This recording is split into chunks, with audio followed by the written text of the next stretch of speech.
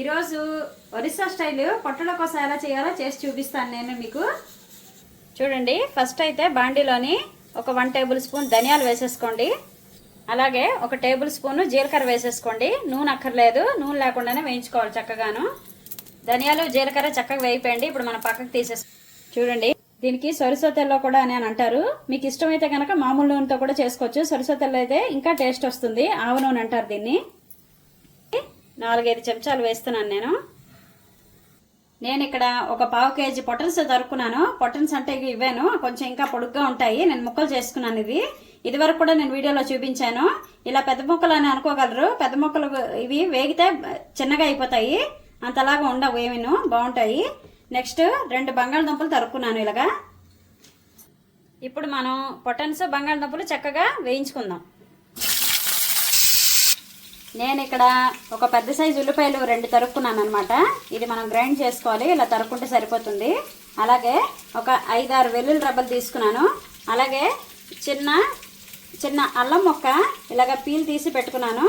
అలాగే 2 టమాటాలు ఇలాగ ముక్కలు చేసి పెట్టుకున్నాను అనమాట. ఇప్పుడు మనం వీటిలన్నిటిని కలిపి గ్రైండ్ చేసేద్దాం. ఫస్ట్ అయితే ఏదైతే ధనియాలు జీలకర్ర వేయించుకున్నామో అది ఫస్ట్ మనం గ్రైండ్ చేసేద్దాము, ఎందుకంటే నలగదు కాబట్టి. ధనియాలు జీలకర్ర పొడి ఆడించేసుకున్నాను. ఇప్పుడు మనం ఏవైతే నేను మీకు చూపించానో ఉల్లిపాయలు, టమాటాలు, అల్లం వెల్లుల్లిపాయ ఇవన్నీ కూడా వేసేసుకొని గ్రైండ్ చేసేసుకుందాం. చూశారు కదా, మసాలా గ్రైండ్ చేసేసుకున్నాము. ఇప్పుడు మనం ఇదంతా తీసేసుకుందాం. పొటన్స్ పచ్చివాసన పోయేంత వరకు కూడా వేయించుకోవాలి. ఇప్పుడు బంగాళదుంపలు వేయించేసుకుందాం. బంగాళదుంపలు వేగిపోయి పక్కకి తీసేసుకున్నాను.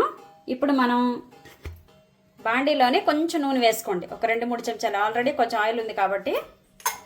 చూడండి, నేను ఇక్కడ ఒక లవంగ, ఒక ఇలాచీ, దాక్షిణ చెక్క మొక్క చిన్నది, అలాగే బిర్యానీ ఆకు ఒకటే తీసుకున్నాను. ఇలా ముక్కల కింద కట్ చేసుకున్నాను. అలాగే స్టార్ పువ్వు, ఇవన్నీ ఇప్పుడు నూనెలో వేసేసుకుందాం. మసాలాలు వేగిపోయండి. ఇప్పుడు నేను ఒక ఉల్లిపాయ సన్నగా ఇలా తరిగి పెట్టుకున్నాను అనమాట. ఒకటే ఉల్లిపాయ ఇలా వేసేయండి. చక్కగా వేగనిద్దాము. ఈ పొట్టల కోసం ఎంతమందికి తెలుసో నాకు కామెంట్ చేయండి. ఉల్లిపాయ వేగిపోయిందండి. ఏదైతే మనం మసాలా ఆడించుకున్నామో అది వేసేద్దాం. ఇప్పుడు మసాలా అంతా వేస్తాం కదా. 1/2 టేబుల్ స్పూన్ పసుపు, రుచికి సరిపడా కారం. మీరు ఇంకా కారం ఎక్కువ తినాలనుకుంటే కనుక ఇంకొంచెం వేసుకోండి. రుచికి సరిపడా ఉప్పు. చక్కగా కలిపేసుకొని ఆయిల్ తేలేంత వరకు కూడా మూత పెట్టి వేగనిద్దాం. చూడండి, చక్కగా ఆయిల్ తేలింది, మసాలా అంతా ఉడికిపోయింది, చక్కగానే వేగింది కూడాను. ఇప్పుడు మనం వేయించుకున్న పొటన్స్ బంగాళదుంపలు వేసేసుకున్నాం